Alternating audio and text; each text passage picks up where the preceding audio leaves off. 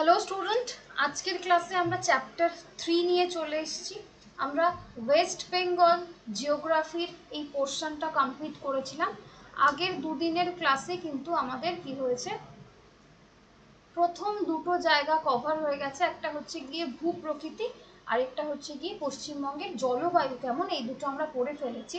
আজকে চ্যাপ্টার 3-তে আমরা কি পড়বো সেটা হচ্ছে পশ্চিমবঙ্গের নদ নদী নিয়ে আজকে আমরা এই চ্যাপ্টারটা ডিসকাস করব।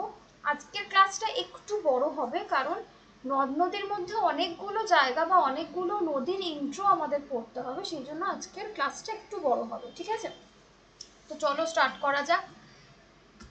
প্রথমেই আগে জানবো সেটা হচ্ছে উৎপত্তি এবং গতি অনুসারে পশ্চিমবঙ্গের নদ নদীগুলোকে আমরা টোটাল 4টে ভাগে ভাগ করতে পারি। ঠিক আছে, অর্থাৎ যেখান থেকে নদীগুলো উৎপত্তি হচ্ছে বা উৎস যেখান থেকে এবং যেই দিকে নদীগুলো বয়ে যাচ্ছে, এই দুটো ডিফারেন্সিয়েশন হিসাবে আমরা কি করব, নদীগুলোকে ভাগ করব।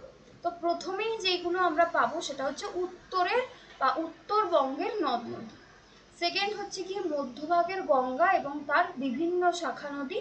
থার্ড হচ্ছে পশ্চিমের মালভূমি অঞ্চলের নদ নদী এবং ফোর্থ হচ্ছে দক্ষিণের সুন্দরবন অঞ্চলের নদ নদী। ঠিক আছে, তো এই 4টে ভাগ নিয়ে আমরা ডিটেলসে আলোচনা করব এবং এই ভাগের মধ্যে কি কি নদী পড়ে সেগুলো নিয়েও আমরা আলোচনা করব। ওকে, তো ফার্স্টেই শুরু করা যাক উত্তরবঙ্গের নদ নদী। দেখো আমি এখানে একটা ছবি দিয়েছি। নর্থ বেঙ্গল বা উত্তরবঙ্গের যে মেইন রিভারগুলো রয়েছে সেই রিভারগুলো ঠিক কিভাবে বয়ে গেছে তার একটা কমপ্লিট ছবি রয়েছে। তো এটা দেখে আহামরি তুমি কিছু বুঝতে পারবে না, মেইন যেখান থেকে প্রশ্ন আসবে এবং যেই জায়গাগুলো পড়তে হবে চলো আমরা সেখানে চলে যাই। তাও আমি একবার একটু দেখিয়ে রাখি, উত্তরবঙ্গের মধ্যে মেইন যে নদীগুলো রয়েছে তার মধ্যে একটা রয়েছে হচ্ছে তিস্তা, ঠিক আছে, তোর্ষা, জল ঢাকা, এরকম ধরনের আরো নদী রয়েছে। ঠিক আছে, আমি কয়েকটা এখানে জাস্ট দেখালাম। তো ফার্স্টে উত্তরবঙ্গের প্রধান এবং সর্ববৃহৎ যে নদীটা সেটা হচ্ছে কি তিস্তা। ঠিক আছে, উৎপত্তি কোথা থেকে দেখো, সিকিমের জেমু হিমবাহ থেকে লাচেং এবং লাচুং এই দুটো নাম নিয়ে এই দুটো পার্বত্য নদী অ্যাকচুয়ালি মিলনে তিস্তা নদীর উৎপত্তি। এইখানে যে নোটসগুলো তোমরা পাচ্ছ, এই নোটসগুলো বিভিন্ন অথেন্টিক বই থেকে কিন্তু তোমাদের জন্য হ্যান্ড রিটেন করে আমি নিয়ে এসেছি তোমাদের জন্য। যেই বইতে যেই ইনফরমেশনগুলো বেস্ট রয়েছে ঠিক সেই বইটাই আমি ফলো করে এখানে তোমাদের নোটসটা বানিয়ে দিয়েছি। তো এই নোটসের বাইরে তোমাদের আর আদার্স কিচ্ছু করতে হবে না। যেটা করতে হবে সেটা হচ্ছে গিয়ে প্রিভিয়াস ইয়ার যেই পরীক্ষা দিচ্ছ তার প্রিভিয়াস ইয়ার সলভ করবে এবং রিভিশন করো এবং মক টেস্ট দাও। আর এক্সট্রা করে বই ঘেটে আর কোনো নোটস দেওয়ার মানে বানানোর প্রয়োজন নেই, কারণ যা কিছু রয়েছে সব আমি এখানেই দিয়ে দিয়েছি। ঠিক আছে, তাই এটাকে চোখ বুঝে জাস্ট মুখস্থ করতে থাকো। তাহলে কি বললাম, তিস্তা সিকিমের জেমু হিমবাহ থেকে অ্যাকচুয়ালি উৎপন্ন হয়েছে এবং সেখান থেকে দুটো নদী, কি কি নাম, লাচেং এবং লাচুং, এই দুটোই হচ্ছে গিয়ে পার্বত্য নদী। এই দুটো, এই ধরো জেমু হিমবাহ, এইটাই অনেকে ভুল করে। জেমু হিমবাহ থেকে অ্যাকচুয়ালি দুটো নদী বেরিয়েছে, একটার নাম হচ্ছে গিয়ে লাচেন, আরেকটার নাম হচ্ছে গিয়ে লাচুং। এই দুটো পার্বত্য নদী যেহেতু পর্বত থেকে উৎস হিসাবে নির্গত হয়েছে, তো এই দুটো নদী অ্যাকচুয়ালি যে মিলিত ধারা, সেই মিলিত ধারা এখানে এসে হয়ে গেছে তিস্তা। তো তিস্তার উৎস বা উৎপত্তি বললে আমরা এটাই বলবো। ঠিক আছে, নেক্সট প্রবাহ।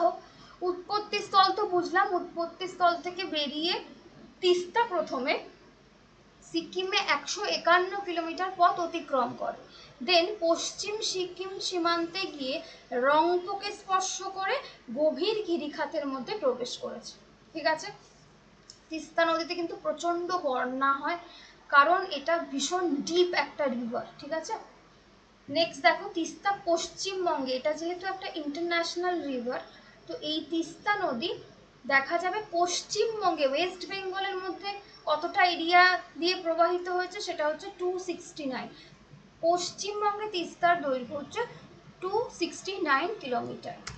নেক্সট এই নদী কি করছে, পাহাড় থেকে সমতলে নেমেছে দার্জিলিং জেলার সেবক অঞ্চল এবং দক্ষিণ পূর্ব দিকে সোজা বয়ে গিয়ে বাংলাদেশের রংপুরের কাছে ব্রহ্মপুত্রে মিশেছে। ঠিক আছে, নেক্সট একটু আগে যেটা বলছিলাম যে তিস্তা নদীতে প্রচুর বন্যা হয় বলে তাকে ত্রাসের নদী বলে। এটা একটা ইম্পর্টেন্ট কোয়েশ্চেন যে ত্রাসের নদী কাকে বলা হয়? তিস্তা নদীকে ত্রাসের নদী বলা হয়। ঠিক আছে, নেক্সট এর উপনদী কি কি রয়েছে? তিস্তার সব থেকে বিখ্যাত এবং প্রভাবশালী উপনদী হচ্ছে গিয়ে রঙ্গিত, এটা অবশ্যই মনে রাখবে। আরও কি কি রয়েছে? রজিনী রয়েছে, শিলা রয়েছে, করলা রয়েছে, সেবকখোলা রয়েছে এবং গ্রীস রয়েছে। ঠিক আছে, এটা আরেকটা ইম্পর্টেন্ট কোয়েশ্চেন। তিস্তা নদীর ওপর যে ব্রিজটি তৈরি হয়েছে সেই ব্রিজটি সেবক ব্রিজ বা করোনেশন ব্রিজ নামে পরিচিত। ঠিক আছে, আর একটাই তিস্তার খুব ইম্পর্টেন্ট শাখা নদী রয়েছে, সেটা হচ্ছে গিয়ে বুড়ি তিস্তা। এবার এখানে তোমাদের আমি একটু বুঝিয়ে দিই উপনদী আর শাখা নদীর মধ্যে কি ডিফারেন্স রয়েছে। উপনদী হচ্ছে গিয়ে যার উৎসস্থল ডিফারেন্ট, অর্থাৎ এই একটা নদী, এই একটা নদী। ঠিক আছে, দুটো আলাদা উৎসস্থল থেকে বেরিয়ে একসাথে মিশেছে, এটা হচ্ছে উপনদী। ঠিক আছে, আর শাখা নদী কি? শাখা নদী হচ্ছে গিয়ে একটাই রিভার যার উৎস হচ্ছে সেম, সেখান থেকে সে আলাদা হয়ে গেছে, তার মানে এর শাখা, এর ব্রাঞ্চ বেরিয়েছে, বাট হতে পারে সেটা আলাদা, এর পতনস্থল আলাদা, পতনস্থল আলাদা, কিন্তু উৎসটা হবে হচ্ছে সেম, সেখান থেকে ডিভাইড হচ্ছে, সেটাকে আমরা শাখা নদী বলবো। তাই উপনদী আর শাখা নদী এই দুটো গুলিয়ে ফেলো না। ঠিক আছে, নেক্সট তোর্সা। তোর্সা কথার অর্থ কি? তোর্সা কথার অর্থ হচ্ছে রুষ্ট জলপ্রবাহ। ঠিক আছে, এর উৎপত্তি কোথা থেকে হচ্ছে দেখো, এই নদীটির জন্ম হচ্ছে গিয়ে 7060 মিটার উঁচু তিব্বতের চুম্বি উপত্যকার টাং পাস থেকে। ঠিক আছে, অনেক সময় দেখবে কোয়েশ্চেনে দেয় কোন নদীর উৎসস্থল কোথায়, তখন দেখবে এই চুম্বি উপত্যকার যে টাং পাস, এটাকে অনেক রকম অপশন চেঞ্জ করে দেবে। তো এক্স্যাক্ট ইনফরমেশনটা হচ্ছে চুম্বি উপত্যকার টাং পাস থেকে এই তোর্সা নদীর উৎপত্তি। আমি তোমাদের লাস্টে প্রিভিয়াস ইয়ার সলভ করাবো, তখন এই কোয়েশ্চেনগুলো আরো ভালো বুঝতে পারবে। ঠিক আছে, দেখো চুম্বি উপত্যকা এবং ভুটানে তোর্সা নদী কিন্তু তোর্সা নামে পরিচিত নয়, কি নাম? আমোছু। যেহেতু ওখানকার ভুটানি ভাষা বা পার্বত্য অঞ্চলের ভাষাগুলো একটু এই ধরনের, তো আমরা কি দেখবো, তোর্সা নদীর সেই সব জায়গার নাম হচ্ছে আমোছু। ঠিক আছে, নেক্সট প্রবাহ পথ দেখো, উৎপত্তির পর থেকে নদীটি ভুটানের পশ্চিম সীমান্ত ধরে দক্ষিণে ফুন্ট সেলিং পেরিয়ে সাধু গ্রামের কাছে গিয়ে জলপাইগুড়ি জেলায় প্রবেশ করেছে। তারপর আমরা কি দেখবো? তারপর দেখবো দলাগাঁও, মাদ্রিহাট, শিলাবাড়ি হয়ে লাফাবাড়ির কাছে তোর্সা নদী কোচবিহারে প্রবেশ করেছে। তার মানে আমরা যেটা দেখলাম যে নদীটি উৎপত্তি স্থল থেকে ভুটান পেরিয়ে মেইনলি জলপাইগুড়ি, পশ্চিমবঙ্গের জলপাইগুড়ি এবং কোচবিহার, এই দুটো জায়গায় বেসিক্যালি প্রবাহিত হয়েছে। ওকে, নেক্সট দেখো মোগলাহাটের কাছে তোর্সা নদী কোচবিহার জেলা ছেড়ে বাংলাদেশে প্রবেশ করেছে এবং রংপুর জেলার কাছে নাগেশ্বরীর কাছে আলটিমেটলি যমুনায় গিয়ে মিশেছে। তোর্সা নদীটি কিন্তু টোটাল যে দৈর্ঘ্য, সেই টোটাল দৈর্ঘ্য 358 মিটার, যার মধ্যে শুধুমাত্র 99 কিলোমিটার গতিপথ জলপাইগুড়ি এবং কোচবিহার জেলার মধ্য দিয়ে প্রবাহিত। যেটা আমি তোমাদের একটু আগেই বললাম যে পশ্চিমবঙ্গের মধ্যে জলপাইগুড়ি এবং কোচবিহার এই দুটো জায়গা দিয়েই বেসিক্যালি তোর্সা নদী প্রবাহিত হয়েছে, যার গতিপথ অনলি 99 কিলোমিটার। ওকে, নেক্সট উপনদী এবং শাখা নদীগুলো দেখে নিই। উপনদীর মধ্যে রয়েছে হলং, মাংলি, সুইজান, কালা তোর্সা, বেলা। আর শাখা নদীর মধ্যে রয়েছে চর তোর্সা, এটা খুব ইম্পর্টেন্ট, শিলি তোর্সা, ধরলা এবং বুড়া তোর্সা। ঠিক আছে, নেক্সট জলঢাকা। জলঢাকা হচ্ছে একটা ইন্টারন্যাশনাল বা আন্তঃসীমান্ত নদী। উৎপত্তি কোথা থেকে দেখো, সিকিমের বিটাং হ্রদ, কি নাম? বিটাং হ্রদ থেকে দিছু এবং লিচু নামে দুটো পাহাড়ি নদী মিশ্রিত হয়ে কি করছে, বা পাহাড়ি নালা, নদীও বলছে না, ছোট পাহাড়ি নালা মিলিত হয়ে জলঢাকা নদী উৎপন্ন করছে। নালা মানে বুঝতেই পারছো যে খুবই ছোট একটা জলের উৎস, ঠিক আছে। আর মানে এই হচ্ছে সিকিমের বিটাং হ্রদ, সেই হ্রদ থেকে কি নামছে, দিছু নামছে। নামগুলো এরকম, যেহেতু পাহাড়ি নদী সেই জন্য লিচু নামছে। এই দিছু এবং লিচু দুটো নালা একসাথে যখন জলধারাটা একসাথে চলে এসছে, এর নাম হয়ে গেছে কি, জল ঢাকা, ঠিক আছে।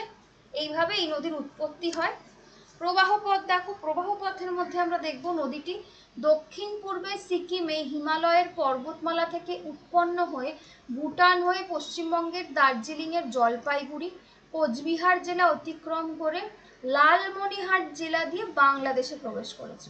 এবং এরপরে দেখো এটি ধরলা নদীর সাথে মিশে ধরলা নদী কুড়িগ্রাম জেলার কাছে কোথায় এসছে, ব্রহ্মপুত্রে এসছে। তার মানে জলঢাকা নদীটা আবারও পশ্চিমবঙ্গের দার্জিলিং, জলপাইগুড়ি এবং কোচবিহার জেলা এই দুটোকে বেসিক্যালি অতিক্রম করে যেই মুহূর্তে বাংলাদেশে প্রবেশ করে, সেইখানে চলে আসে আরেকটা নদী, কি নাম, ধরলা নদী। এই নদীটার সাথে একসাথে মিশে আলটিমেটলি ড্রেন বা পতিত হয় কোথায়, ব্রহ্মপুত্র নদীতে, ঠিক আছে, ব্রহ্মপুত্র নদীতে। তাহলে বোঝা গেল প্রবাহ পথ। নেক্সট, জলঢাকা নদীর মোট দৈর্ঘ্য হচ্ছে গিয়ে 209 কিলোমিটার, যার মধ্যে জলপাইগুড়ি এবং কোচবিহারে 144 কিলোমিটার গতিপথ রয়েছে। তার মানে ওয়েস্ট বেঙ্গলে জলঢাকা নদী কত কিলোমিটার গতিপথ রয়েছে বা কত কিলোমিটার পথ অতিক্রম করেছে, এটা হচ্ছে কি 144 কিলোমিটার। কোচবিহার জেলায় নদীটি সিংমারি নামে পরিচিত, ঠিক আছে, সিংমারি, সিংমারি নামে পরিচিত।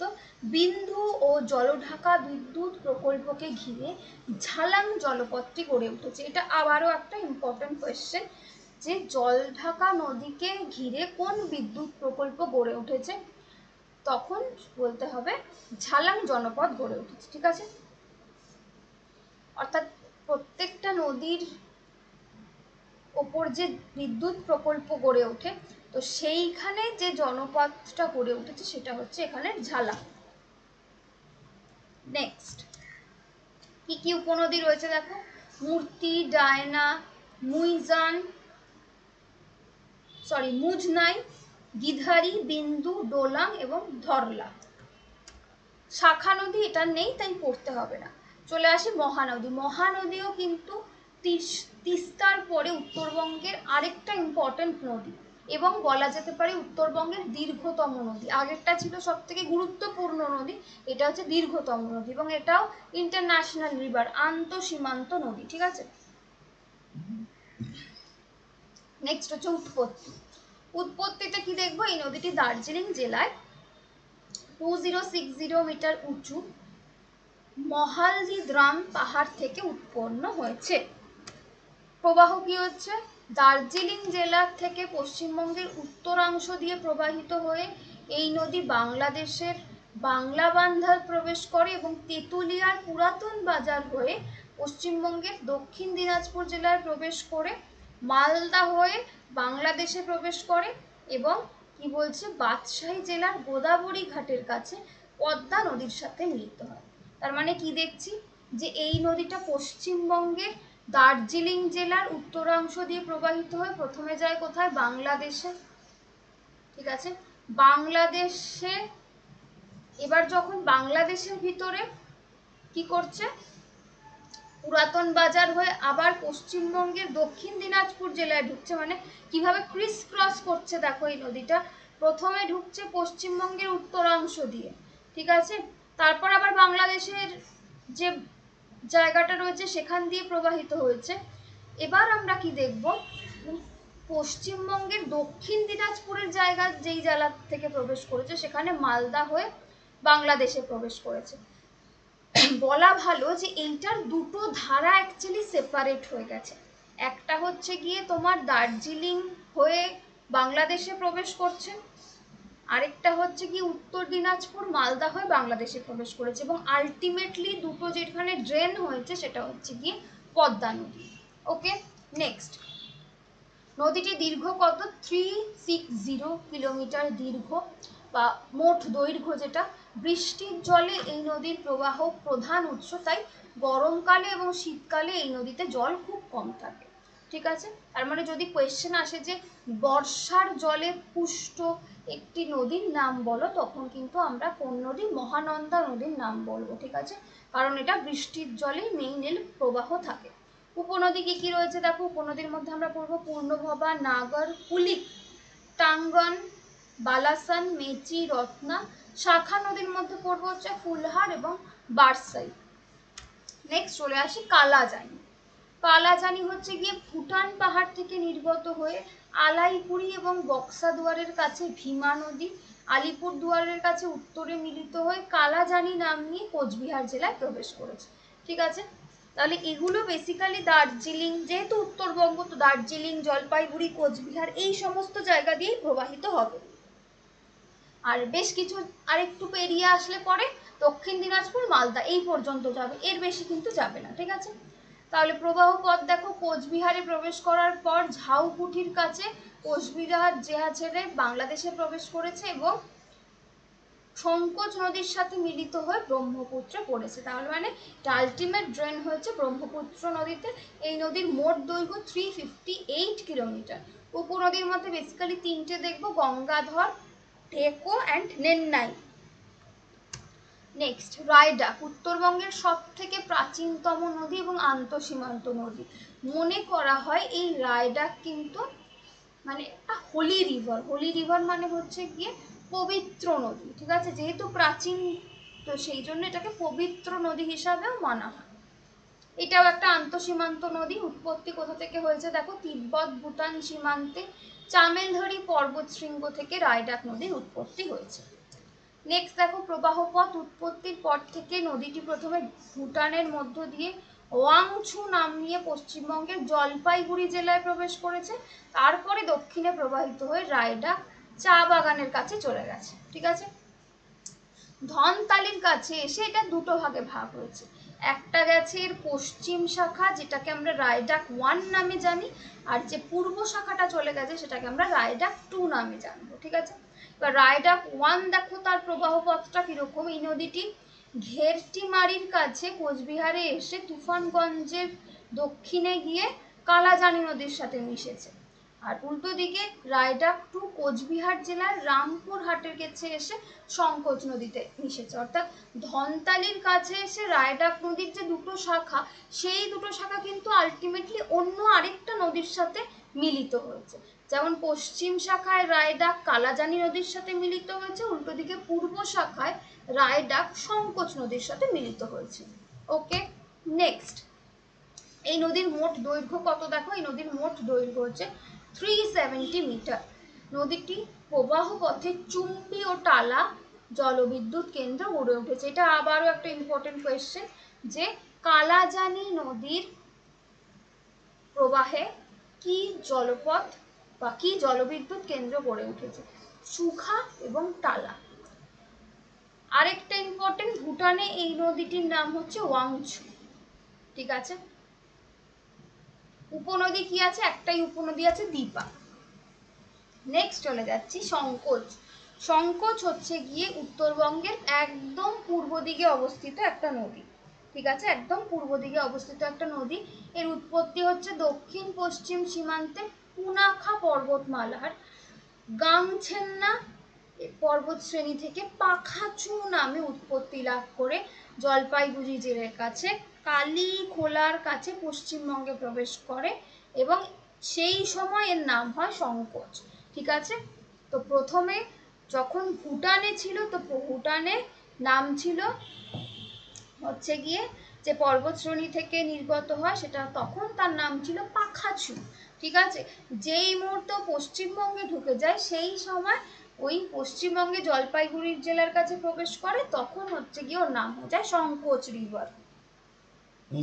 ওকে, নেক্সট প্রবাহ পথ দেখো। প্রবাহ পথ হচ্ছে এই নদী পশ্চিমবঙ্গ এবং আসাম সীমান্ত বরাবর প্রবাহিত হয়ে কোচবিহার জেলায় প্রবেশ করে এবং রায়ডাক 2, একটু আগেই যেটা পড়লাম যে রায়ডাক 2 এর সাথে সংকোচ মিলিত হয়, তো রায়ডাক 2 এর সাথে সংকোচ মিলিত হয়ে এর সম্মিলিত ধারা গদাধর বা বড় গদাধর নামে পরিচিত। এটাও খুব ইম্পর্টেন্ট যে রায়ডাক 2 এর সাথে যখন সংকোচের ধারা মিলিত হয়, এই দুটো নদীর মিলিত ধারা কি নাম? বড় গদাধর। ঠিক আছে, বা এই নদীটাকে গঙ্গাধর নদীও বলে।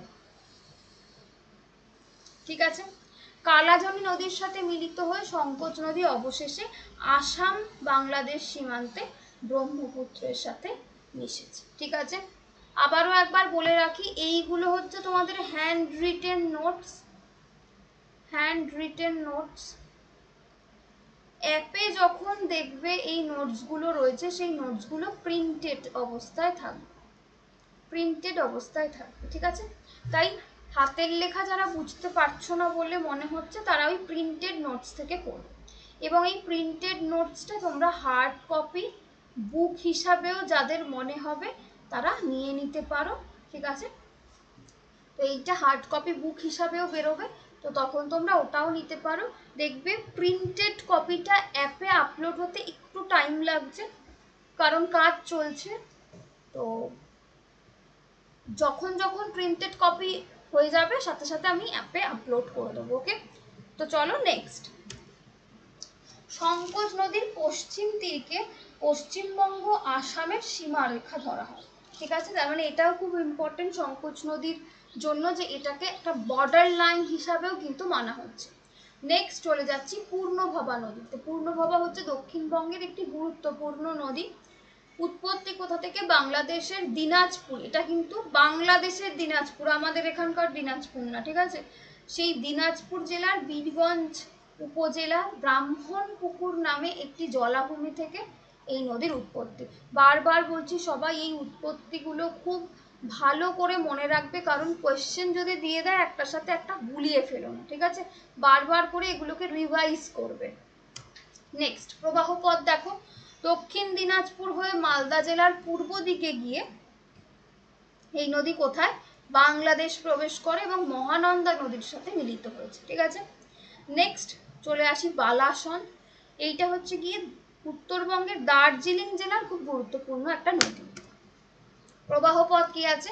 উৎপত্তি স্থল থেকে দক্ষিণ ও দক্ষিণ পূর্ব দিকে প্রবাহিত হয়ে উত্তরবঙ্গের সংহতি শিলিগুড়ি শহরের দক্ষিণ প্রান্তে মহানন্দা নদীর সাথে মিশেছে এবং নদীটির দক্ষিণ পারে জোরপোখরি বন্যপ্রাণী অভয় কেন্দ্রটি অবস্থিত। এটাও আবার খুব ইম্পর্টেন্ট একটা কোয়েশ্চেন, যে বালাসন নদীর ওপর কোন বিখ্যাত অভয়ারণ্যটি অবস্থিত? তখন বলতে হবে জোরপোখরি অভয়ারণ্যটি অবস্থিত। ঠিক আছে, এই নদীর তীরে আদা, দারচিনি, কমলালেবু সহ বিভিন্ন স্থানীয় মশলার চাষও হয়।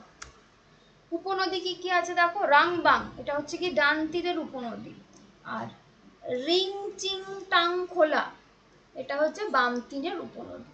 এছাড়াও আছে রাংটাং নালা। এগুলো কি গুলিয়ে ফেলো না, যেহেতু উত্তরবঙ্গের পাহাড়ি অঞ্চলের নদী, তো নাম আবার একটু এরকমই হবে। ঠিক আছে, চলে আসি নেক্সট। করতোয়া নদী, এটা হচ্ছে গিয়ে উত্তরবঙ্গের পবিত্র, এটা হচ্ছে উত্তরবঙ্গের আরেকটা হোলিয়েস্ট রিভার, করতোয়া নদী। পবিত্র নদী ধরা হয় এই নদীটাকে। উৎপত্তি দেখো কোথায়? দক্ষিণ সিকিমের বৈকুণ্ঠপুর বনভূমি থেকে, কিন্তু বর্তমানে ধরা হয় পশ্চিমবঙ্গে জলপাইগুড়ি জেলা থেকে এই নদীটি উৎপত্তি লাভ করেছে। ঠিক আছে, প্রবাহ পথ দেখো, এই নদীর জলধারা বাংলাদেশের পঞ্চগড় জেলার তেঁতুলিয়া উপজেলার ভোজনপুর দিয়ে বাংলাদেশে প্রবেশ করেছে এবং দিনাজপুরের সদর উপজেলা পর্যন্ত প্রবাহিত হয়ে আত্রাই নদীতে পতিত হয়েছে। ঠিক আছে, উপনদী কি কি রয়েছে? ঘোড়াখাড়া, টেমা এবং নিম।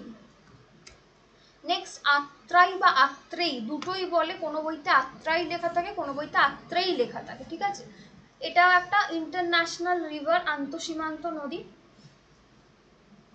উৎপত্তি কোথা থেকে দেখো, এটা হচ্ছে পশ্চিম বাংলা থেকে এই নদীর উৎপত্তি। বাংলাদেশের দিনাজপুর জেলার কাছে নদীটি প্রবেশ করেছে। প্রবাহ পথ বালুরঘাট শহরের পাশ দিয়ে নদীটি বাংলাদেশের পদ্মার বড়াল নামে একটি শাখা নদীর সাথে মিলিত হয়েছে। এই নদীর তীরে বালুরঘাট শহর অবস্থিত। তার মানে আত্রাই নদীর তীরে কোন শহর অবস্থিত, এটাও একটা ইম্পর্টেন্ট কোয়েশ্চেন। বালুরঘাট শহর অবস্থিত, ঠিক আছে। উপনদী একটাই আছে, সেটা হচ্ছে ইছামতি।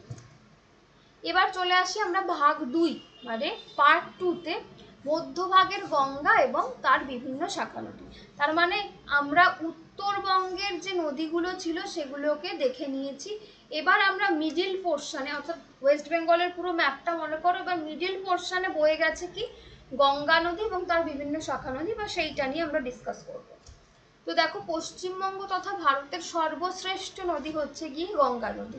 আমরা যখন ইন্ডিয়ান রিভার সিস্টেম পড়ব, ভারতের নদীর কথা পড়ব, তখনও কিন্তু আমরা গঙ্গার কথা পড়ব, কারণ এটা ভারতেরও সর্বশ্রেষ্ঠ নদী, ঠিক আছে। উৎপত্তি কোথা থেকে দেখো, এটা ছোট থেকে আমরা সবাই পড়ে আসি। কুমায়ুন হিমালয় পর্বতের গঙ্গোত্রী হিমবাহের গোমুখ হিমবাহ নামক একটি তুষার গুহ থেকে এর উৎপত্তি হয়। প্রবাহ পথ দেখো, উৎপত্তি স্থল থেকে প্রথমে কোথায় গেছে, উত্তরপ্রদেশে, এবং পরে বিহারের ওপর দিয়ে প্রবাহিত হয়ে রাজমহল পাহাড়ের নিকট গঙ্গা নদী পশ্চিমবঙ্গে প্রবেশ করেছে এবং কিছু দূরে প্রবাহিত হয়ে মুর্শিদাবাদ জেলার ধুলিয়ারের নিকট দুটো ভাগে ভাগ হয়।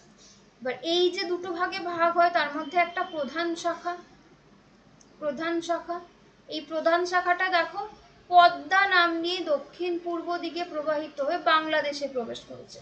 এবং অপর যে শাখাটা মানে এই শাখাটা কি হয়েছে দেখো, ভাগীরথী হুগলি নাম নিয়ে দক্ষিণ দিকে পশ্চিমবঙ্গের ওপর দিয়ে প্রবাহিত হয়ে বঙ্গোপসাগরে মিলিত হয়েছে। এটাকেও গুলিয়ে ফেলো না, ঠিক আছে।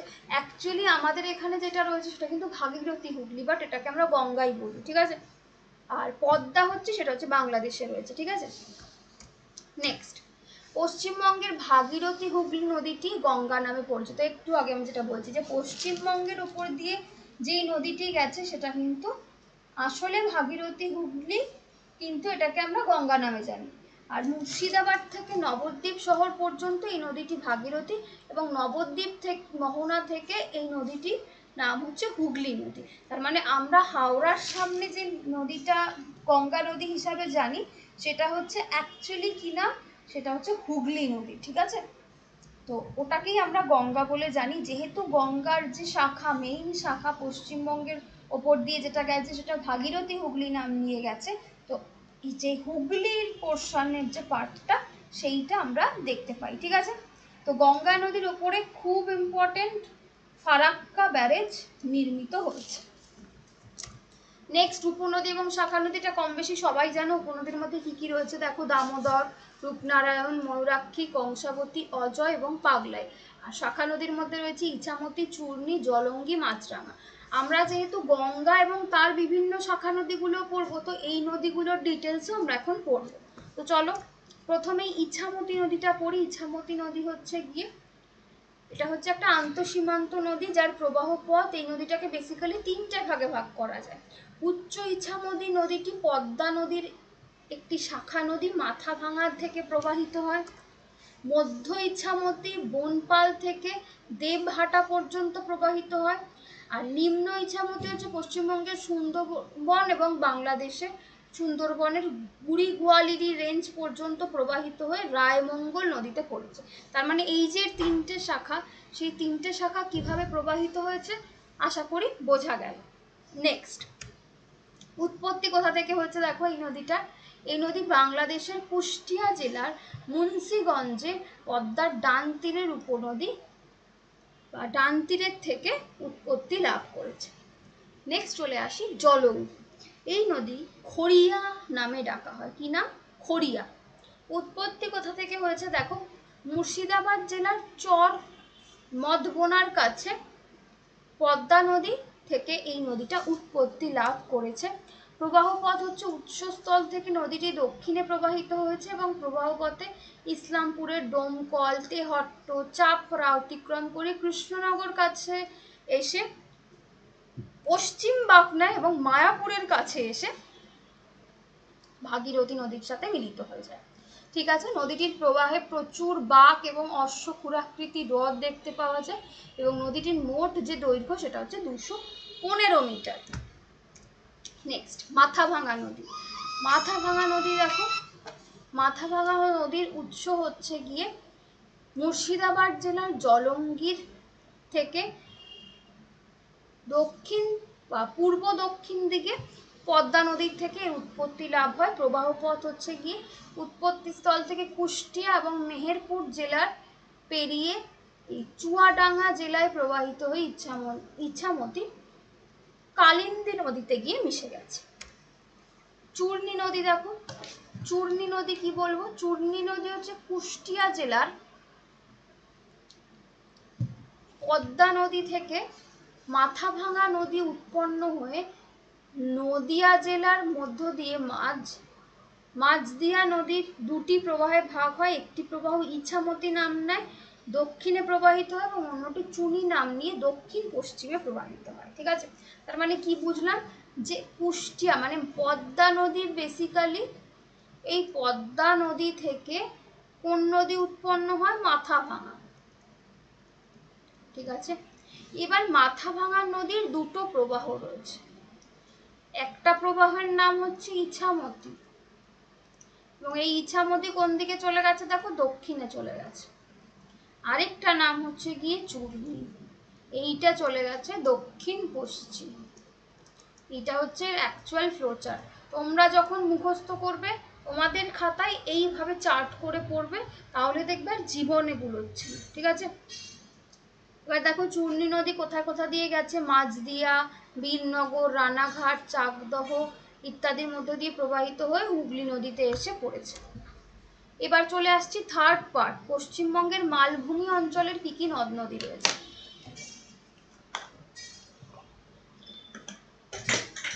মালভূমি অঞ্চলের নদ নদীগুলোর মধ্যে দেখো প্রথমেই যেটা পড়বো সেটা হচ্ছে গিয়ে দামোদর নদী। দামোদর নদীতে প্রতি বছর বর্ষায় এতটা প্রবল জলোচ্ছ্বাস বা বন্যা দেখা যায়, যা অনেক প্রাণ এবং সম্পত্তি হানি করে। তাই এই নদীকে বাংলার দুঃখ বলা হয়। খুব ইম্পর্টেন্ট কোয়েশ্চেন, যে বাংলার দুঃখ কোন নদীকে বলা হয়, সেটা হচ্ছে গিয়ে দামোদর নদী। ঠিক আছে, কোথা থেকে উৎপত্তি হয়েছে দেখো, ঝাড়খণ্ড রাজ্যের পালামৌ জেলার ছোটনাগপুর মালভূমিতে অন্তর্গত খামারপাত শৃঙ্গ থেকে এই নদীটার উৎপত্তি হয়েছে। প্রবাহ পথ কি, উৎপত্তির পর এই নদীটা রাঁচি, ধানবাদ, সাঁওতাল পরগনা জেলার মধ্যে দিয়ে প্রবাহিত হয়েছে এবং ঝাড়খণ্ড রাজ্যে পশ্চিমবঙ্গের পুরুলিয়া জেলার উত্তর সীমান্তে প্রবেশ করেছে। দেন পূর্বগামী হয়ে কি করছে, বর্ধমান জেলায় প্রবেশ করেছে এবং তারপরে হাওড়া, হুগলি জেলায় প্রবেশ করে সর্বশেষে হুগলি নদীতে গিয়ে প্রবাহিত হয়েছে বা মিলিত হয়েছে। মোট দৈর্ঘ্য হচ্ছে 541 মিটার। উপনদী কি কি আছে দেখো, আয়ার, বোকারো এবং কন্যার। আর শাখা নদীর মধ্যে রয়েছে গাঙ্গুর, বেহুলা, গিয়াকুন্তি অ্যান্ড মজা দামোদর। ঠিক আছে, নেক্সট অজয় নদী। অজয় কথার অর্থ আমরা সবাই জানি, যাকে জয় করা যায় না। ঝাড়খণ্ড এবং পশ্চিমবঙ্গের একটি বন্যাপ্রবণ নদী হিসাবে আমরা অজয়কে চিনি। ঠিক আছে, উৎপত্তি দেখো, এটি ঝাড়খণ্ডের উচ্চভূমি থেকে উৎপত্তি লাভ করেছে। প্রবাহ পথ, উৎপত্তির পর এই নদীটা দুমকা শহরের মধ্য দিয়ে প্রবাহিত হয়ে বর্ধমান, বীরভূম জেলার সীমান্ত বরাবর প্রবাহিত হয়েছে এবং সর্বশেষে কাটোয়ার কাছে ভাগীরথী নদীতে গিয়ে মিলিত হয়েছে। মোট দৈর্ঘ্য 288 কিলোমিটার, যার মধ্যে পশ্চিমবঙ্গে আছে অনলি 152 কিলোমিটার। ঠিক আছে, আর উপনদীর মধ্যে কি কি রয়েছে, পাথরো, জয়ন্তী, তুমনি আর কুন্নুর। কুন্নুর হচ্ছে গিয়ে অজয় নদীর অন্যতম প্রধান উপনদী। ঠিক আছে, এছাড়াও আরেকটা উপনদী আছে হিংলো। নেক্সট চলে আসছি কংসাবতী। দক্ষিণ পশ্চিম ভাগের অন্যতম প্রধান নদী হচ্ছে গিয়ে কংসাবতী। উৎপত্তি কোথা থেকে দেখো, পুরুলিয়া জেলার ঝালদা অঞ্চলের ঝাবরনের থেকে কংসা নদী বা কাঁসাই, কংসাবতীকে কিন্তু অনেকে কাঁসাইও বলে, তো এই নদী দুটোই একই উৎপত্তি লাভ করেছে। প্রবাহ পথ, নদীটি পুরুলিয়ার চান্ডিল রেল লাইন পেরিয়ে বাঁকুড়া, পূর্ব পশ্চিম মেদিনীপুর জেলার মধ্য দিয়ে অতিক্রম করে হলদিয়াতে হলদি নদীর সাথে মিশে অ্যাকচুয়ালি কোথায় গিয়ে ড্রেন্ড হয়েছে, সেটা হচ্ছে হুগলি নদীর মোহনায় গিয়ে পতিত হয়েছে। ঠিক আছে, উপনদী কি কি আছে দেখো, কুমারী, ভৈরব বাকি, তারফেনী, কেলেগাই, বান্দু অ্যান্ড পাটলো। ময়ূরাক্ষী নদী, ময়ূরাক্ষী নদী হচ্ছে ঝাড়খণ্ড এবং পশ্চিমবঙ্গের মধ্য দিয়ে প্রবাহিত নদী, যা ডিভিসি ব্যবস্থার অন্তর্গত। ডিভিসি মানে কি, দামোদর ভ্যালি কর্পোরেশন ব্যবস্থার অন্তর্গত, ঠিক আছে। উৎপত্তি ঝাড়খণ্ড রাজ্যের বৈদ্যনাথ ধামের ত্রিকুট পাহাড় থেকে এই নদীর উৎপত্তি হয়েছে। প্রবাহ পথ দেখো, উৎপত্তির পর থেকে এই নদী দক্ষিণ পূর্বগামী হয়ে বীরভূম জেলায় প্রবেশ করেছে এবং সর্বশেষে কল্যাণপুরের কাছে এসে ভাগীরথী হুগলিতে মিশেছে। উপনদী কি কি আছে? ব্রাহ্মণী, কোপাই, বক্রেশ্বর অ্যান্ড দ্বারকা, এগুলো হচ্ছে সব এর উপনদী। চলে আসি সুবর্ণরেখা। এটা মোটামুটি বা মূলত বলা যায় ঝাড়খণ্ড অ্যান্ড উড়িষ্যার নদী, ঠিক আছে। উৎপত্তি কোথা থেকে? ঝাড়খণ্ডের রাঁচি মালভূমির রুদু জলপ্রপাত থেকে, ঠিক আছে। প্রবাহপথ উৎস থেকে প্রবাহিত হয়ে জামশেদপুর এবং ঘাটশিলা অতিক্রম করে পশ্চিম মেদিনীপুর হয়ে ওড়িশায় প্রবেশ করে এবং বঙ্গোপসাগরে মিশেছে। উপনদী কি কি আছে? ডুলুং, শঙ্খ, রূপাই। শিলাবতী বা শিলাই নদী উৎপত্তি কোথা থেকে? পুরুলিয়া জেলার পুঞ্জা শহরের কাছ থেকে উৎপত্তি। প্রবাহ পথ দেখো, এই নদীটি নিবিড় বনভূমির ভিতর দিয়ে প্রবাহিত হয়ে পশ্চিম মেদিনীপুরে প্রবেশ করেছে এবং তারপরে ঘাটালের কাছে শিলাবতী নদীর কাছে দ্বারকেশ্বরের কাছে মিলিত হয়, ঠিক আছে। এই নদীর খুব ইম্পর্টেন্ট একটা জায়গা হচ্ছে কি, এই নদীর তীরে অবস্থিত একমাত্র শহর এবং গুরুত্বপূর্ণ বাণিজ্য কেন্দ্র হচ্ছে ঘাটাল, ঠিক আছে। উপনদী কি কি রয়েছে? জয়পান্ডা, তমাল, পুরন্দর অ্যান্ড পালাম। নেক্সট আসছি রূপনারায়ণ নদী। রূপনারায়ণ নদী দেখো দ্বারকেশ্বর এবং শিলাই নদীর মিলিত ধারা রূপনারায়ণ নামে পরিচিত। এবার উৎপত্তি আর প্রবাহ পথ দেখে নিই। দ্বারকেশ্বর নদী কোথায় আসছে? পুরুলিয়ার ছোটনাগপুর মালভূমি থেকে উৎপন্ন হয়ে বাঁকুড়া জেলার মধ্য দিয়ে প্রবাহিত হয়ে পশ্চিম মেদিনীপুর জেলার ঘাটাল শহরের কাছে কোথায় আসছে? শিলাবতী নদীর সাথে মিলিত হচ্ছে, দেন রূপনারায়ণ নদীর জন্ম দেয়। তার মানে আমরা কি দেখছি? দ্বারকেশ্বর নদী, আমি এখানে ফ্লোচার্টটা একটু করে দিই তোমাদের সুবিধার জন্য। দ্বারকেশ্বর নদী হচ্ছে উৎপন্ন হচ্ছে কোথা থেকে? পুরুলিয়ার ছোটনাগপুর মালভূমি থেকে। এবার সেখান থেকে ও কার সাথে মিলিত হচ্ছে? শিলাবতী নদীর সাথে। দেন এই দুটো নদীর মিলিত ধারা কি নাম নিচ্ছে? রূপনারায়ণ, ঠিক আছে। এবার কিছু দূর প্রবাহিত হয়ে নদীটি পুরনো দামোদর বা মুন্ডেশ্বরী নদীতে এসে মিলিত হয় এবং এখানে এদের মিলিত স্রোত হুগলি নদীতে এসে পড়ছে, ঠিক আছে। তার মানে এই নদীর রূপনারায়ণ যখন কিছু দূরে যাচ্ছে তখন এইটা আবার দামোদরের কাছে আসছে, দামোদর নদীতে এসে মিলিত হচ্ছে, দেন রূপনারায়ণ প্লাস দামোদর এই দুটোর যে মিলিত ধারা সেটা হুগলিতে গিয়ে পড়ছে, ওকে। নদীটির তীরে অবস্থিত রয়েছে কোলাঘাট তাপবিদ্যুৎ কেন্দ্র। এটাও একটা ইম্পর্টেন্ট কোয়েশ্চেন যে রূপনারায়ণ নদীর তীরে কোন তাপবিদ্যুৎ কেন্দ্র অবস্থিত? এটা হচ্ছে কোলাঘাট। উপনদী দেখো, উপনদীর মধ্যে একটাই রয়েছে মুন্ডেশ্বর। চলে আসি নেক্সট নদী, হলদি নদী। কংসাবতী এবং কেলেগাই নদীর যুগ্ম প্রবাহ কিন্তু হলদি নদী নামে পরিচিত। উৎস দেখো, কেশবপুরের কাছে কংসাবতী এবং কেলেগাই নদী মিলিত হয়ে হলদি নদী উৎপত্তি করে এবং রূপনারায়ণ ও হুগলি নদীর মিলনস্থল থেকে কিছুটা দূরে গিয়ে হলদি নদী হুগলি নদীতে গিয়ে মিশেছে, ঠিক আছে। নদীটির দৈর্ঘ্য হচ্ছে 24 কিলোমিটার, খুব ছোট একটা নদী। ডক্টর বিধানচন্দ্র রায়ের পরিকল্পনা অনুযায়ী হুগলি নদীর মোহনার কাছে হলদিয়া নগর এবং বন্দর গড়ে উঠেছে। এটা একটা ইম্পর্টেন্ট ইনফরমেশন। নেক্সট হচ্ছে কি দ্বারকেশ্বর বা ধলকিশোরী, দুটোর কিন্তু সেম না। দ্বারকেশ্বরের বদলে ধলকেশরী দিয়ে যদি প্রশ্ন আসে বা ধলকিশোর দিয়ে যদি প্রশ্ন আসে ঘাবড়ে যেও না। এটা সাধারণত জলহীন নদী, ঠিক আছে। পুরুলিয়া জেলার মালভূমি অঞ্চলের কুগা গ্রামের কাছে বড় বড় এই নদী উৎপত্তি হয়েছে। আচ্ছা, বর্বর হচ্ছে একটা স্থানের নাম, ঠিক আছে, জায়গা, সেই বর্বর থেকেই নদীটার উৎপত্তি লাভ হয়েছে।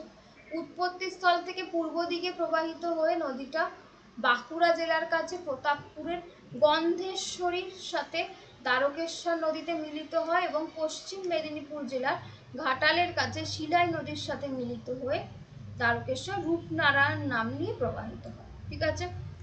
নেক্সট, এই নদীর তীরে বাঁকুড়া, বিষ্ণুপুর, আরামবাগ এই ধরনের শহরগুলো গড়ে উঠেছে। উপনদী কি কি রয়েছে? বিরাই, আরকুশা, কুমাসি, হরিংমুড়ি, আরেকটা হচ্ছে ছোলাকান্ডার। নেক্সট, গন্ধেশ্বরী নদী। গন্ধেশ্বরী হচ্ছে বাঁকুড়া জেলার খুব ইম্পর্টেন্ট একটা নদী। বাঁকুড়া শহরের উত্তরে এবং শুশুনিয়া পাহাড়ের দক্ষিণ পশ্চিমে প্রবাহিত হয়ে এই নদী দ্বারকেশ্বর নদে পড়েছে। মোট দৈর্ঘ্য 32 কিলোমিটার। সরি, কেলেঘাই বা কালিয়াঘাই এই নদীটা কি রয়েছে? এই নদীটা উৎপত্তি হয়েছে পশ্চিম মেদিনীপুর জেলার ঝাড়গ্রাম মহকুমার কলসিভাঙা গ্রাম থেকে, এবং তারপর ভগবানপুর ও সবং ছাড়িয়ে জলপাইয়ের কাছ থেকে এই নদীটি কংসাবতীতে মিলিত হয়েছে। এই যে ছোট ছোট নদীগুলোর কথা বলছি, এগুলো জাস্ট একটু পড়ে রাখবে, এগুলো খুব একটা ইম্পর্টেন্ট নয়, বাট যদি কখনো কারো ইন্টারভিউতে জিজ্ঞাসা করে বা কোনো আদার্স ইনফরমেশন হিসাবে কোথাও কোশ্চেন চলে আসে তখন কাজে লাগবে, ঠিক আছে। উপনদী কি কি রয়েছে? চন্ডিয়া এবং কপলেশ্বরী হচ্ছে এর উপনদী। নেক্সট, ব্রাহ্মণী, গঙ্গার ডান তীরের উপনদী, যার অপর নাম হচ্ছে কালিন্দী। উৎপত্তি কোথা থেকে দেখো? ঝাড়খণ্ডের সাঁওতাল পরগনা জেলার দুদুলিয়া পাহাড়ের থেকে এর উৎপত্তি, এবং বীরভূম জেলার নারায়ণপুরের কাছে পশ্চিমবঙ্গে এসে এই নদীটা প্রবেশ করে। প্রবাহপথ: পশ্চিমবঙ্গে প্রবেশ করে নদীটা প্রথমে বীরভূম জেলার অতিক্রম করে মুর্শিদাবাদের কান্দি মহকুমার কাছে দ্বারকা নদের সাথে মিলিত হয়। এবার উপনদী হচ্ছে ত্রিপিতা অ্যান্ড গামরু। নেক্সট, দ্বারকা নদী, ভাগীরথী নদীর অন্যতম একটা উপনদী, যার নাম হচ্ছে বাবলা নদ। উৎপত্তি দেখো, ঝাড়খণ্ড রাজ্যের সাঁওতাল পরগনার অন্তর্গত পদ্মা নামক স্থান থেকে এই নদীটির উৎপত্তি। উৎপত্তি স্থল থেকে পশ্চিমবঙ্গে প্রবেশ করে এবং তারপর ময়ূরেশ্বর এবং রামপুরহাট হয়ে কোথায় গেছে দেখো? বীরভূম সীমান্ত পেরিয়ে পশ্চিমবঙ্গ জেলায় প্রবেশ করে এবং কান্দি মহকুমার কাছে ব্রাহ্মণী নদীতে গিয়ে মিলিত হয়। নেক্সট, দ্বারকা নদীর তীরে তারাপীঠ মন্দিরটি গড়ে উঠেছে, এটাও একটা important information. Next, Rasulpur, Paschimbanga রাজ্যের উপকূলবর্তী নদী। নদীটি পশ্চিম মেদিনীপুর এবং পূর্ব মেদিনীপুর জেলার মধ্য দিয়ে প্রবাহিত হয়েছে। বাগদা নদীটি কালীনগর পর্যন্ত প্রবাহিত হওয়ার পর এটা রসুলপুর নাম নিয়ে প্রবাহিত হয় এবং সর্বশেষে হুগলি নদীর কাছে এসে মিলিত হয়। উপনদী কি কি আছে দেখো?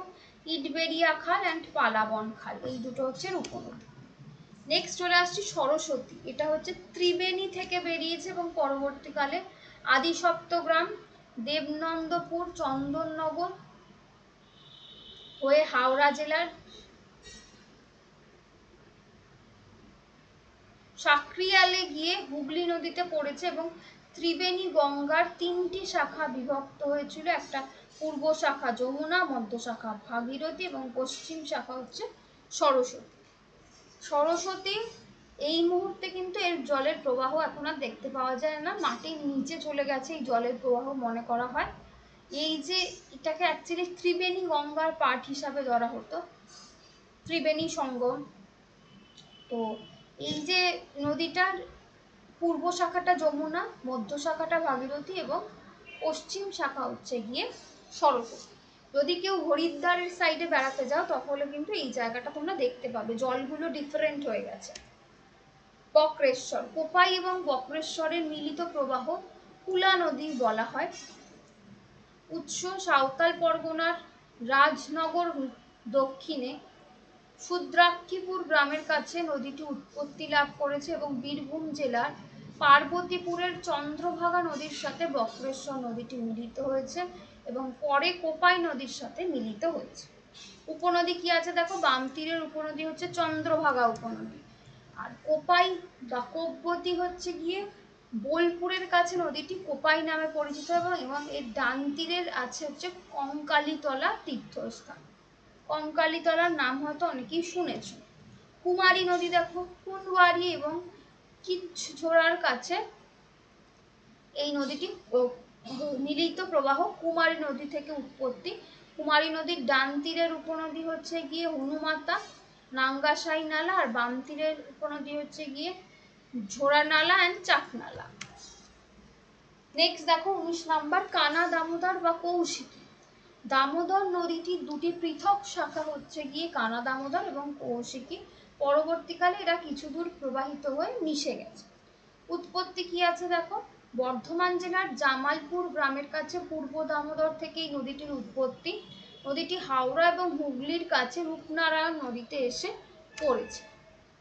এবার চলে আসি, এটা গেল এতক্ষণ মালভূমি অঞ্চলের উপনদী। এবার গেলাম আজকের লাস্ট পার্ট, দক্ষিণে সুন্দরবন অঞ্চলের নদ নদী। ঠিক আছে, তো এখানেও আমাদের অনেকগুলো নদী পড়তে হবে, তো পার্টটা অনেকটা বড় হচ্ছে। যদি কারো মনে হয় একবারে দেখা পসিবল নয়, হাফ হাফ করে দেখতে পারো।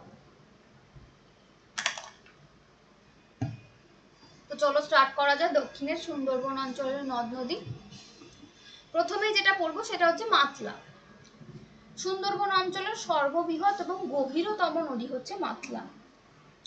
উৎস এবং প্রবাহ দেখো, দক্ষিণ 24 পরগনা জেলার ক্যানিং এর কাছে বিদ্যাধরী, করতোয়া, রামপুরা মাল মিলে মাতলা নদীর সৃষ্টি করেছে। ঠিক আছে, রামপুরা খাল এটা মিলে এই নদীটি সৃষ্টি করেছে, সর্বশেষে বঙ্গোপসাগরের কাছে এসে পড়েছে। ক্যানিং শহরে মাতলা নদীর ওপর 688 মিটার দীর্ঘ একটি সেতু হলো মাতলা সেতু, ইম্পর্টেন্ট। ঠিক আছে, নেক্সট গোসাবা, এটা হচ্ছে মাতলা ও রায়বঙ্গল নদীর মিলিত প্রবাহ সৃষ্টি করেছে গোসাবা, এবং সুন্দরবনের মধ্য দিয়ে গোসাবা নদী প্রবাহিত হয়ে আলটিমেট কোথায় পড়েছে দেখো, বঙ্গোপসাগরে পড়েছে। এই গোসাবা নদী কিন্তু জোয়ারের জলে পুষ্ট। ঠিক আছে, যার ফলে নদীটি লবণাক্ত প্রকৃতির হয়। উপনদী কি কি রয়েছে, বিদ্যা, ঝিল্লা আর দাওরগাঁও।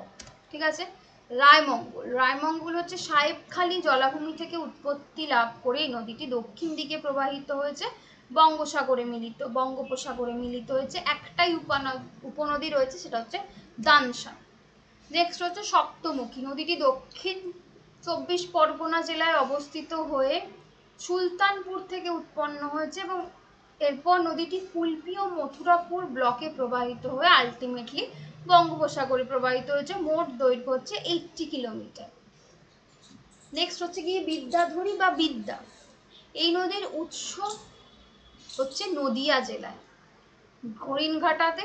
এরপর নদীটি উত্তর 24 পরগনা জেলার উপর দিয়ে প্রবাহিত হয়ে সুন্দরবনের রায়মঙ্গল নদীর সাথে মিলিত হয়েছে। পিয়ালি, 14 কিলোমিটার পথ পেরিয়ে বিদ্যাধরী নদী কোথায়, বামনঘাটার কাছে যে নদীর সাথে মিলিত হয় তা হলো পিয়ালি। উৎপত্তি স্থল থেকে দক্ষিণ পশ্চিমে প্রবাহিত হয়ে এই নদী দক্ষিণে মাতলা নদীতে মিশেছে। নেক্সট চলে আসছি ঠাকুরান নদী, নদীটি দক্ষিণ 24 পরগনা জেলার জয়নগরের নিকট উৎপত্তি লাভ করেছে এবং রায়ধিকি হয়ে সমুদ্রে মিশেছে। সমুদ্রে পতিত হওয়ার আগে এই নদীটির নাম ছিল জামিরা। ঠিক আছে, এবার উত্তরবঙ্গের সুন্দরবন অঞ্চলের যে নদী ছিল সেগুলোও পড়া হয়ে গেছে। এবার আমরা জাস্ট দুটো জায়গা পড়বো, সেটা হচ্ছে উত্তরবঙ্গের নদীগুলোর কি বৈশিষ্ট্য রয়েছে। ঠিক আছে, তো বৈশিষ্ট্য মোটামুটি তোমরাও পারবে, যেহেতু জানো উত্তরবঙ্গ পাহাড়ি নদী, তো হিমবাহ গরম গলা জলে পুষ্ট। নেক্সট খুব খরস্রোতা, যার ফলে জলবিদ্যুৎ উৎপাদনের জন্য গুরুত্বপূর্ণ। পার্বত্য প্রবাহে একাধিক জলপ্রপাত দেখা যায় এবং সমভূমি অঞ্চলে নদীগুলির স্রোতের প্রবাহ নিয়মিত গতিপথ পরিবর্তন করে। এখানে আমি তোমাদের একটা জিনিস বলি, কোনো নদী যখন প্রবাহিত হয় পাহাড় থেকে, তো একদম পাহাড়ে বা হিমবাহ যাই বলো, সেইখান থেকে যখন প্রবাহিত হচ্ছে এর স্পিড থাকে সব থেকে হাই। ঠিক আছে, তো এই স্পিডটাকে কাজে লাগিয়ে জলবিদ্যুৎ হতে পারে। যেই সমভূমির দিকে চলে আসে এর স্পিড কি হয়, মিডিয়াম হয়ে যায়। ঠিক আছে, আর একদম নিম্নভূমিতে যখন চলে আসে এর স্পিড কি হয়, একদম লো হয়ে যায়। ঠিক আছে, তো এইখানে এসে কি করতে থাকে, পলি জমাতে থাকে। আর এই সময় বরফ গলা জলে পুষ্ট থাকে, তো স্পিড বিশাল হাই হয়। ঠিক আছে, ভীষণ খরস্রোতা হয় এবং একদম নিম্নভূমির কাছে এসে স্পিড লো যখন, পাহাড় থেকে যত কিছু বয়ে নিয়ে আসছে সব কিছু এসে ড্রেন করছে ওই নিম্নভূমিতে। ওকে, নেক্সট, সুন্দরবন অঞ্চলের নদীগুলোর বৈশিষ্ট্য দেখো। সামুদ্রিক জোয়ারের জলে পুষ্ট ফলে নদীগুলো বেসিক্যালি লবণাক্ত হবে, আর মৎস্য শিকারে কিন্তু এটা খুব গুরুত্বপূর্ণ। ঠিক আছে, তো আজকে আমরা কি করলাম, নদ নদী আমাদের ডান। নেক্সট দিন আমরা কি করব, নেক্সট দিন আমরা স্বাভাবিক উদ্ভিদ স্টার্ট করব, তারপর স্টার্ট করব মৃত্তিকা। ঠিক আছে, এরকম আরো তিনটে অথবা চারটে শিল্প আছে, এইরকম মোটামুটি 3-4টে চ্যাপ্টার আরো পড়লে পরে আমাদের পশ্চিমবঙ্গের এই বেসিক্যালি জায়গাটা শেষ হয়ে যাবে, তারপর আমরা জেলা শুরু করব। ঠিক আছে, তো চলো আজকের ক্লাস এই পর্যন্ত, দেখা হবে নেক্সট দিনের ক্লাসে। Thank you so much.